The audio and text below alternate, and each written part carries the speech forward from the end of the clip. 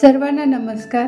8 तारखेपासून पितृपक्ष चालू झालेला आहे आणि आज आपण ह्या व्हिडिओमध्ये पितृपक्षाबद्दल माहिती पाहणार आहोत। तर त्यामध्ये पितृपक्ष म्हणजे काय, भरणी श्राद्ध काय असते, परत अविधवा नवमी काय असते, सर्व पितृ अमावस्या काय असते, या सर्व गोष्टी या व्हिडिओमध्ये आपण पाहणार आहोत। पितृपक्ष माहिती। पितृपक्ष भाद्रपद महिन्यात येणाऱ्या कृष्ण पक्षामध्ये पितृपक्ष येतो। याच पितृपक्षाला श्राद्ध पक्ष, महालय किंवा पितृ पंधरवाडा असे देखील म्हणतात। आपले जे कोणी मृत पूर्वज आहे त्यांच्या आत्म्यास शांती लाभावी, त्यांना मोक्ष मिळावा यासाठी पूजा, श्राद्ध, तर्पण हे विधी करणे, पितरांना भोजन देणे, त्यांना संतुष्ट करणे हा या मागील हेतू आहे। पितृपक्ष म्हणजे काय? पितृपक्ष म्हणजे आपल्या धर्मशास्त्रानुसार या पितृपक्षामध्ये आपले सर्व पूर्वज आपल्या घरी अदृश्य स्वरूपात येतात। आपले सगळे व्यवस्थित चालू आहे का ते बघतात। आपण त्यांच्या मोक्षासाठी पूजा विधी करतोय का?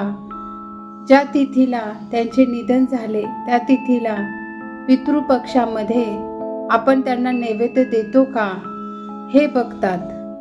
पितरांच्या मोक्षासाठी आपण हे सगळे विधी करतो हे बघून ते तृप्त होतात आणि त्यांना मोक्ष योग्य सद्गती प्राप्त होते।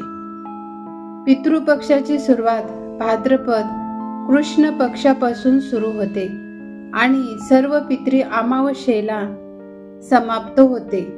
भरणी श्राद्ध म्हणजे काय? एखाद्या व्यक्तीचे चालू वर्षी निधन झाले आणि त्यानंतर पितृपक्ष आला तर अशा वेळी पितृपक्षातील चतुर्थी किंवा पंचमी तिथीला भरणी नक्षत्र येते, तेव्हा त्या तिथीला त्या मृत व्यक्तीचे श्राद्ध केले जाते। अविधवा नवमी।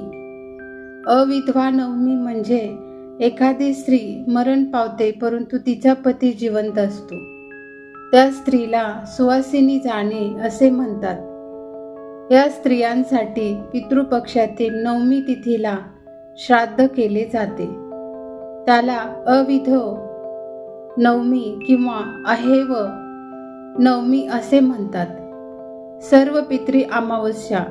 पितृपक्षाचा शेवटचा दिवस म्हणजे सर्व पितृ अमावस्या। आपले जे काही सर्व पितृ आहेत ज्यांची मृत्यूतिथी आपल्याला माहिती नसते, अशा पितरांसाठी सर्व पितृ अमावस्येला पूजा केली जाते व त्यांना नैवेद्य देऊन त्यांच्या मोक्षासाठी या अमावस्येला प्रार्थना केली जाते। पितृपक्षात काय करावे? आपल्या धर्मानुसार मेलेल्या पितरांचे श्राद्ध करणे आणि पितृपक्षामध्ये त्यांना तिथीनुसार भोजन नैवेद्य स्वरूपात देणे हे त्यांच्या वंशजांचे परम कर्तव्य आहे। आपल्या पितरांच्या मोक्षासाठी त्यांच्या नावाने या पितृपक्षामध्ये अन्नदान करावे, दान धर्म करावे, त्यांचे श्राद्ध, पिंडदान तसेच तर्पण पितरांना तृप्त करण्यासाठी केलेला विधी म्हणजे तर्पण असतो, हे करावे। या पितृपक्षामध्ये ब्राह्मणांना भोजन देऊन त्यांना दक्षिणा दिली जाते, पिंडदान व तर्पण देखील केले जाते। पितृपक्षात काय टाळावे?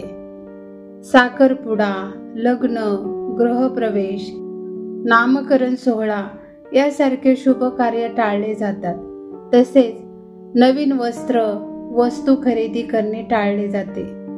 मांसाहार, मद्यपान, कांदा लसूण सेवन टाळले जाते। पितृदोष आणि उपाय। काही लोकांना पितृदोष असतो ज्यामुळे आपल्याला जीवनात खूप अडचणी येतात। पितृदोष म्हणजे आपले पितर अतृप्त असणे, त्यांना मुक्ती भेटलेली नसते। ज्यांच्या कुंडलीत पितृदोष असतो त्यांनी पितृपक्षात विशेष श्राद्ध करून ब्राह्मण भोजन व पिंडदान करावे। विशेषतः काशी, गया, त्र्यंबकेश्वर येथे पिंडदान केल्यास पितृदोषाचे निवारण होते। पितृपक्षामध्ये कोणाला अन्नदान करावे तर गाय। गायीला हिंदू धर्मामध्ये आईचे स्थान आहे व तिच्यामध्ये पंचतत्वापैकी पृथ्वी हे तत्व सामावलेले आहे असे म्हणतात। म्हणून पितृपक्षामध्ये गायीला अन्नदान करणे फार महत्त्वाचे मानले जाते। कावळा, असे म्हणतात की कावळ्याला प्रेतात्मा दिसतात व आत्म्याने परवानगी दिल्याशिवाय कावळा घास घेत नाही असे म्हणतात। कावळ्याचा संबंध वायू तत्वाशी आहे, म्हणून कुठल्याही पिंडदानामध्ये कावळ्याला नैवेद्य देणे महत्त्वाचे मानले जाते। कुत्रा, कुत्र्याला यमाचे दूत मानले जाते। पितृपक्षामध्ये कुत्र्याला भोजन देणे देखील अतिशय महत्त्वाचे मानले जाते। मुंगी, मुंगीला पंचतत्वापैकी अग्नितत्वाचे स्वरूप मानले जाते। त्यामुळे पितृपक्षामध्ये मुंग्यांना खाऊ घालणे शुभ मानले जाते। गरीब भुकेल्यांना, जर पितृपक्षामध्ये एखादा गरीब, गरजू आणि भुकेल्या व्यक्तीला भोजन दिले तर आपल्या पितरांना शांती भेटते। अशा प्रकारे आपण पितृपक्षाबद्दल माहिती पाहिली आहे। व्हिडिओ जर तुम्ही इथपर्यंत पाहत असाल तर व्हिडिओला लाईक करा, शेअर करा आणि चॅनलला सबस्क्राईब करा। थँक्यू, धन्यवाद।